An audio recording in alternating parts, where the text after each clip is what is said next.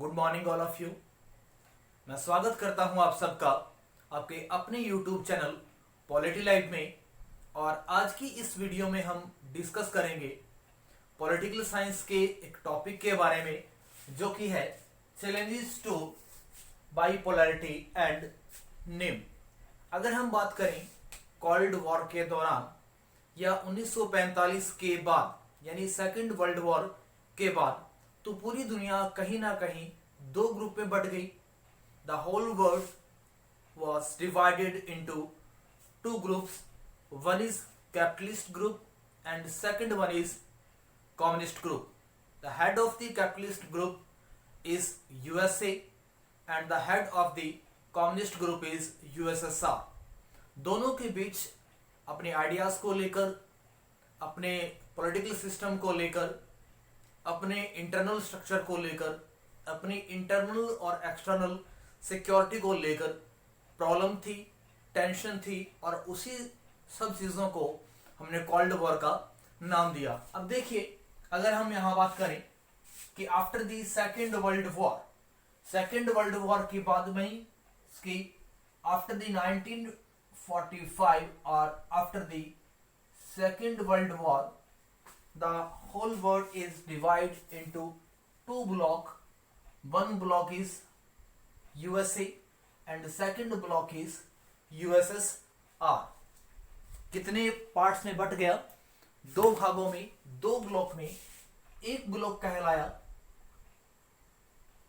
USA का block, जिसे हम कैपिटलिस्ट ब्लॉक भी कहते हैं या पूंजीवादी ब्लॉक भी कहते हैं।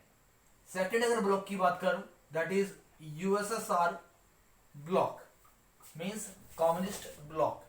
ऐसे देश जो पूंजीवादी सिस्टम को, पूंजीवादी मॉडल को फॉलो करते थे, उन्होंने ग्रुप जो बनाया उसे दुनिया का पहला ग्रुप या first group of the world कहा गया, जिन्होंने कहीं ना कहीं जो कैपिटलिस्ट जो पॉलिसीज थी या पूंजीवादी जो विचारधारा थी उसको उन्होंने अडॉप्ट किया और वो सारे के सारे कंट्री एक ग्रुप में आ गए, जिस ग्रुप का नाम बना यूएसए के नाम से, या इस ग्रुप को कैपिटलिस्ट ग्रुप या पूंजीवादी ग्रुप का नाम दिया गया। सेकंड वन इज के जो यूएसएसआर का जो ग्रुप था, इसे सेकंड ग्रुप या सेकंड वर्ल्ड कंट्रीज इनको कहा जाता है। रीजन क्या था इसके पीछे? बिकॉज इस ग्रुप में जितने भी कंट्री थे, यूएसएसआर के ग्रुप में जितने भी कंट्री थे, सबके सब कहीं ना कहीं एक टाइप के पॉलिटिकल सिस्टम को, कम्युनिज्म को फॉलो करते थे। सो इसलिए इस ग्रुप का जो नाम पड़ा वो यूएसए से यूएसएसआर जो है उसकी जो कम्युनिज्म जो पॉलिसीज थी, कम्युनिस्ट जो पॉलिटिकल स्ट्रक्चर था, उसके बेस पे रखा गया। अब देखिए, दोनों ही कंट्रीज कोल्ड वॉर के बाद में एक दूसरे के सामने आए एक एनिमी के रूप में। हालांकि पहले ये अच्छे दोस्त थे, बट अपने आइडियाज को लेकर, अपने थॉट्स को लेकर कहीं ना कहीं इनके बीच जो टेंशन थी, जो प्रॉब्लम थी, वो कहलाई कोल्ड वॉर। और देखिए, कोल्ड वॉर जो चला 1945 से लेकर 1991 तक, मींस 1991 तक ये चला, जब तक कि यूएसएसआर टुकड़ों में नहीं टूट गया तब तक। और इतने टाइम के बीच बहुत सारी घटनाएं हुई जिनको हमने पढ़ा।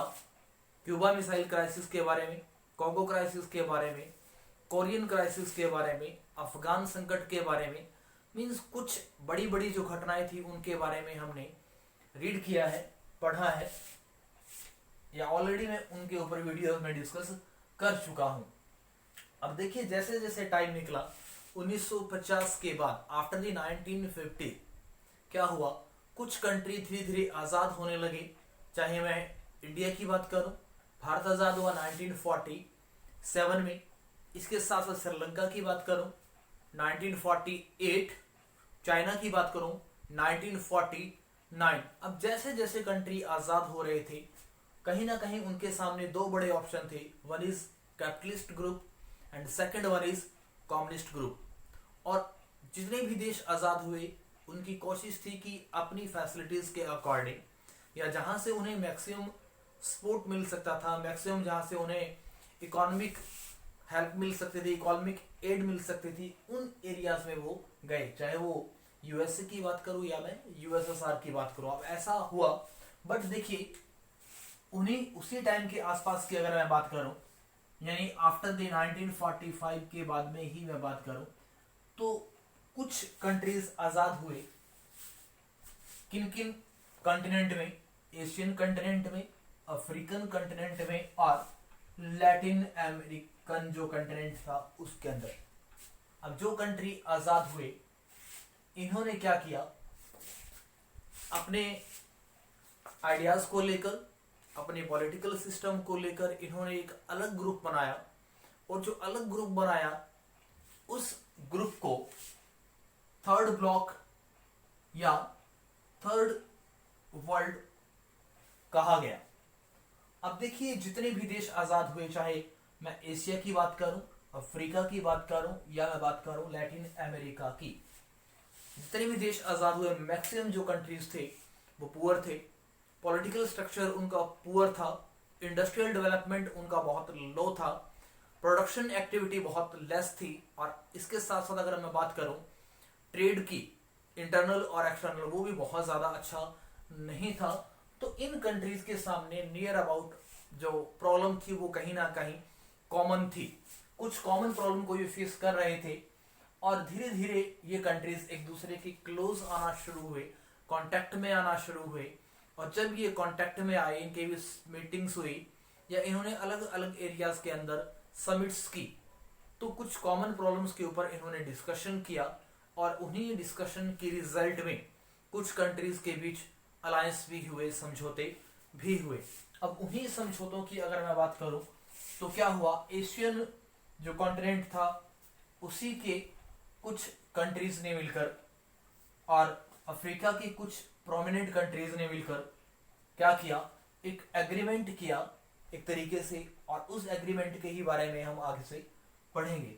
अभी देखिए कि अगर मैं उस टाइम की बात करूं, इंडिया के पंडित जवाहरलाल नेहरू, इजिप्ट के गुलाम अब्दुल नासिर, यूगोस्लाविया के जोसेफ ब्रॉन्ज टीटो, नाम थोड़े से हार्ड हैं, बट अगर आप सिर्फ यहाँ पे अब्दुल नासिर याद रख लें, ठीक है, जोसेफ टीटो याद रख लें, और एग्जैक्टली आपको कंट्री के अकॉर्डिंग ही याद रखना पड़ेगा, ठीक है, बहुत जरूरी है।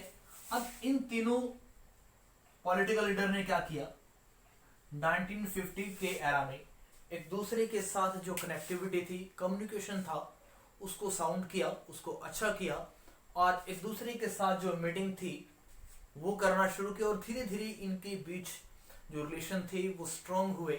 सो इन्होंने कुछ कॉमन इंटरेस्ट को लेकर, कुछ कॉमन बातों को लेकर काम करना शुरू किया।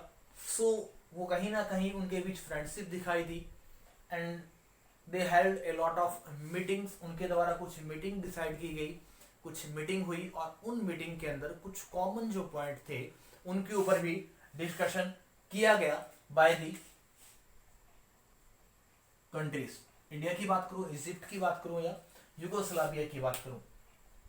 अब देखिए अगर मैं यहां पंडित नेहरू की बात करूं तो आजादी से पहले ही भारत बहुत सारी कंट्रीज की मीटिंग करवा चुका था। 1945 में भी अपने पॉलिटिकल एरियाज को लेकर, अपने आइडियोलॉजी को लेकर कि इन फ्यूचर अगर हमारा देश आज़ाद होता है तो किस टाइप के पॉलिटिकल स्ट्रक्चर को, किस टाइप की गवर्नमेंट को हम अडॉप्ट करेंगे। सो इन्होंने क्या किया, इन तीनों ने मिलकर मीटिंग की, और जो मीटिंग की गई, इनकी पहली जो इंपॉर्टेंट मीटिंग हुई वो हुई 1956। In 1956, all three prominent leaders held a meetings and discussed the all common interest, discussed the all common subject, and they are agreed. अब देखिए जब उनका एग्री होना शुरू हुआ, मीटिंग में जब कॉमन बातें निकलकर सामने आई, तो कुछ और कंट्रीज ने भी उनका साथ देना शुरू किया। बाद में ये दो कंट्रीज आई, घाना की अगर मैं बात करूं, वामे एनक्रुमा एंड इंडोनेशिया से सुकर्नो। तो इन लीडर्स ने भी क्या किया, कहीं ना कहीं साथ दिया इन पर्सन्स का, और धीरे धीरे इनके बीच बॉन्डिंग, इनके बीच रिलेशन स्ट्रोंग हुए। सो इनके बीच trade relation, political relations, diplomatic relations improve होते चले गए, अच्छे होते चले गए। और इसी की रिजल्ट बिंग क्या हुआ, इसी के result being the first summits हुई किनकी, इन कंट्रीज की। कहा, बेलग्रेड में, कब, 1961। अब देखिए 1956 के बाद में लगातार साल में 2 साल में इनके बीच मीटिंग हुई और कुछ कॉमन पॉइंट्स के ऊपर डिस्कशन हुआ, और उसी के रिजल्ट ये कंट्री कहीं ना कहीं एग्री हुए इस बात को लेकर कि उनके द्वारा एक अलग ग्रुप, एक अलग आइडियोलॉजी प्रिपेयर की जानी चाहिए। सो in 1961 they held a summit in Belgrade, और जैसे ही बेलग्रेड में इनकी समिट हुई तो उसमें क्या किया इन्होंने, कुछ कॉमन जो प्रोग्राम थे, कुछ कॉमन जो ऑब्जेक्टिव थे, उनके ऊपर वो एग्री हुए, उनके ऊपर उन्होंने अपना इंटरेस्ट दिखाया, और उनको लगा कि कहीं ना कहीं इन ऑब्जेक्टिव्स को लेकर, इन बातों को लेकर हम आगे बढ़ सकते हैं। पहले अगर ऑब्जेक्टिव की बात करूं, दैट इज कोऑपरेशन, कि अगर हमारे बीच, यानी हम 5 कंट्री की मैं बात करूं, कि इन 5 कंट्रीज के बीच अगर कभी भी इकोनॉमिक क्राइसिस आता है, अगर कभी भी कोई पॉलिटिकल क्राइसिस आता है, अगर कोई भी कल्चरल क्राइसिस आता है, अगर कोई भी ट्रेड क्राइसिस आता है, या इस टाइप का कोई भी क्राइसिस, कोई भी प्रॉब्लम अगर ये कंट्री फेस करते हैं, if they face such type of problems, they cooperate with each other in every manner. कि अगर 5 कंट्रीज को कोई भी प्रॉब्लम फेस होती है तो वो 5 कंट्री पहला जो कंसेप्ट है उस पे काम करेंगे, पहला जो प्रिंसिपल है उस पे काम करेंगे, वो कोऑपरेट करेंगे ईच एंड एवरी एरिया में एक दूसरे को। मान लीजिए मैंने माना कि, या मैंने बात की कि इंडिया में कोरोना के चलते बहुत जो फाइनेंशियल जो क्राइसिस है वो शुरू हो गया, तो कहीं ना कहीं दूसरे कंट्रीज जो हैं वो इंडिया की सहायता करेंगी। इसी तरीके से और किसी कंट्री में अगर कुछ प्रॉब्लम हुई तो बाकी कंट्रीज मिलकर क्या करेंगे, इसको सपोर्ट करेंगे हर तरीके से। नेक्स्ट है to reduce cold war effect, means कहीं ना कहीं इस ग्रुप के जो मेंबर्स थे, इस ग्रुप की जो कंट्रीज थे, उन्होंने ये डिसाइड किया कि पूरी दुनिया कहीं ना कहीं जो कोल्ड वॉर है उसको झेल रही है, और due to the cold war in different countries different type of problems are seen. Cold war के कारण दुनिया के अलग अलग कंट्रीज में बहुत सारी प्रॉब्लम्स आ रही थी, तो इन कंट्रीज ने कहा कि किस किस तरीके से, by which method we reduce the effect of the cold war in the different countries, कि अलग अलग देशों में किस मेथड की सहायता से हम कोल्ड वॉर के इफेक्ट को कम कर सकते हैं। नेक्स्ट की अगर बात करें, फ्रीडम ऑफ नेशन। अब इन कंट्रीज का मानना था कि दुनिया के अलग अलग पार्ट्स में, चाहे हम एशिया कंटिनेंट की बात करें, यूरोप की बात करें, अफ्रीका की बात करें, लैटिन अमेरिका की बात करें, तो उन कंट्रीज में अगर कोई भी देश फ्री होता है तो 2 ऑब्जेक्ट इन्होंने डिसाइड किए, 2 बातें इन्होंने डिसाइड की। अगर मैं फर्स्ट की बात करूं तो उन्होंने कहा कि दुनिया में जो भी ग्रुप है, चाहे मैं ए ग्रुप की बात करूं या बी ग्रुप की बात करूं, या यूएसए की ग्रुप की बात करूं या यूएसएसआर के ग्रुप की बात करूं, कि उस देश को कहीं ना कहीं एक तरीके से एडवाइस देकर, कहीं ना कहीं उसे समझाकर ये काम करना कि वो इन दोनों कंट्रीज के ग्रुप से क्या रहे, दूर रहे, इनके साथ कोई भी अलायंस में शामिल वो ना हो। सेकंड वन इज कि मेंबर एज ए यूएनओ, कि जितने भी कंट्रीज आजाद हो रहे हैं वो क्या करें कि यूएनओ को ज्वाइन करें, और यूएनओ के जो भी यूएनओ के जो भी रूल्स हैं, जो भी इसके प्रिंसिपल्स हैं, जो इसके चार्टर में लिखे गए हैं, उनको भी फॉलो करे, ऐसा इन कंट्रीज का मानना था। अब बात कर लेते हैं कि इसके साथ साथ कुछ और बड़ी बातें हुई। 1961 की जो बेलग्रेड मीटिंग हुई, उसके अंदर नियर अबाउट 25 कंट्रीज जो थे उनके लीडर्स ने पार्टिसिपेट किया। 5 तो वो थे ही, उसके अलावा 20 कंट्री और थे, मतलब टोटल की अगर मैं बात करूं तो 25 कंट्रीज के जो लीडर थे उन्होंने पार्टिसिपेट किया इस मीटिंग में। और कहीं ना कहीं पूरे वर्ल्ड के ऊपर इस मीटिंग ने अपनी एक अलग छाप छोड़ दी, बिकॉज 4 कंट्री के द्वारा 1960 की एरा में या in the 1960 eras by the poor countries and by the least developed countries, ये फर्स्ट मीटिंग थी और जो कहीं ना कहीं सफल होती हुई दिखाई दी। अब इसके साथ साथ इनका एक एम था एक तरीके से, और वह एम था कि दुनिया के अलग अलग जो देश हैं जो लगातार कहीं ना कहीं यूएसए या यूएसएसआर के ग्रुप में शामिल हो रहे हैं, उनसे दूरी बनाकर रखें। क्या रखें? To stay away from the alliances, means इन ग्रुप से वो दूरी बनाकर रखे।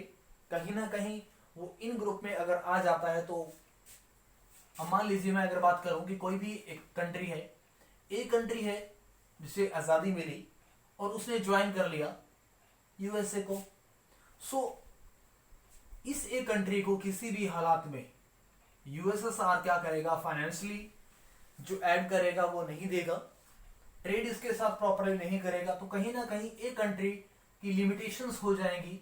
वो सिर्फ यूएसए के जो ग्रुप में जो कंट्रीज होंगे उन्हीं के साथ डील कर पाएगा, उन्हीं के साथ काम कर पाएगा। तो सो कहीं ना कहीं इन कंट्रीज का ऐसा मानना था कि अगर इन ग्रुप से हम दूर रहते हैं तो हमारे कुछ कॉमन इंटरेस्ट को हम कोऑपरेट करके भी क्या कर सकते हैं, पूरा कर सकते हैं। अब देखिए, अगर हम बात करो यहाँ पे अमेरिका की बात करूं तो अमेरिका जो था वो अपनी आजादी के लिए बहुत पहले से ही, या दुनिया की अगर मैं बिगेस्ट कंट्रीज की बात करूं और बिगेस्ट इवेंट्स की बात करूं तो अमेरिका ने क्या किया, एक रिवॉल्ट करके अपनी जो फ्रीडम थी उसको गेन किया। और फ्रीडम गेन करने के बाद भी अमेरिका के द्वारा क्या किया गया, एक लॉन्ग टाइम तक स्ट्रगल किया गया अपने आप को डेवलप करने के लिए in the each sphere of the areas. America ने पहली बार ही क्या किया, जब स्ट्रगल हुआ, स्ट्रगल के बाद में क्या किया, जैसे उनको फ्रीडम मिलने के बाद में उन्होंने सबसे पहले अपने देश का जो संविधान था उसको बनाया। और सो इसीलिए दुनिया का सबसे, अगर मैं लिखित संविधान की बात करूं या नया संविधान की बात करूं तो वो यूएसए का ही संविधान है। हालांकि जो जननी कहा जाता है संविधान की वो इंग्लैंड को कहा जाता है एक तरीके से। अब देखिए, जो नेम कंट्रीज जो थे उनका कहीं ना कहीं एक रूल था, एक प्रिंसिपल था, to stay away the all alliances. But उसका मतलब ये नहीं है, अगर मैं नेम की अगर मैं बात करूं, नॉन अलाइंड मूवमेंट, नॉन का मतलब कोई भी नहीं, अलाइंड का मतलब कोई भी ग्रुप पे समझौता, मूवमेंट्स का मतलब आंदोलन, कि गुट निरपेक्ष आंदोलन, क्या गुट निरपेक्ष आंदोलन। गुट का मतलब होता है कि किसी भी गुट की अगर बात करें, ए और बी, यूएसए और यूएसएसआर। निरपेक्ष का मतलब होता है not to join, not to join any group of the world. आंदोलन की बात करें तो एक तरीके का प्रिंसिपल, एक तरीके का सिद्धांत, कि ये एक ऐसा सिद्धांत था जिसका मीनिंग था कि दुनिया के किसी भी ग्रुप को ज्वाइन नहीं करना, दोनों से अलग रहना। बट इसका मतलब ये नहीं है कि उन ग्रुप से हम कंप्लीटली अलग रहें, ठीक है। मीन्स ये अगर इसके प्रॉपर मीनिंग की बात करें तो ये इसका प्रॉपर मीनिंग नहीं है। जनरल सेंस में हम ऐसा कह सकते हैं कि सभी प्रकार के जो गुट है उनसे दूरी बनाकर रखना ही गुट निरपेक्षता कहलाया। अब देखिए यहाँ पे मैंने लिखा है name neutrality refers principalities to a policy of staying out of war। Means जो नेम है उसके अगर मैं मीनिंग की बात करूं तो कहीं ना कहीं ये बात करता है तटस्थता की, कि कोई भी देश है वो प्रॉपर किसी भी बड़ी प्रॉब्लम से अपने आप को दूरी बनाकर रखे और उस प्रॉब्लम से अपने आप को बचा कर रखे। तो आज हमने डिस्कस किया नेम के बारे में कि किस तरीके से नेम ने काम किया, किस तरीके से इनकी फर्स्ट मीटिंग हुई। नेक्स्ट वीडियो में हम डिस्कस करेंगे India and the cold war, कि what is the role of India during the cold war. इसको हम पूरा डिस्कस करेंगे नेक्स्ट वीडियो में। आई होप आज की वीडियो आपको समझ में आएगी, पसंद भी आएगी और आप लोग मेरे यूट्यूब चैनल को लाइक भी करेंगे, शेयर भी करेंगे और सब्सक्राइब भी करेंगे। इसी उम्मीद के साथ कल फिर मुलाकात होगी एक नई वीडियो के साथ। तब तक के लिए मुझे दीजिए इजाजत। जय हिंद, जय भारत।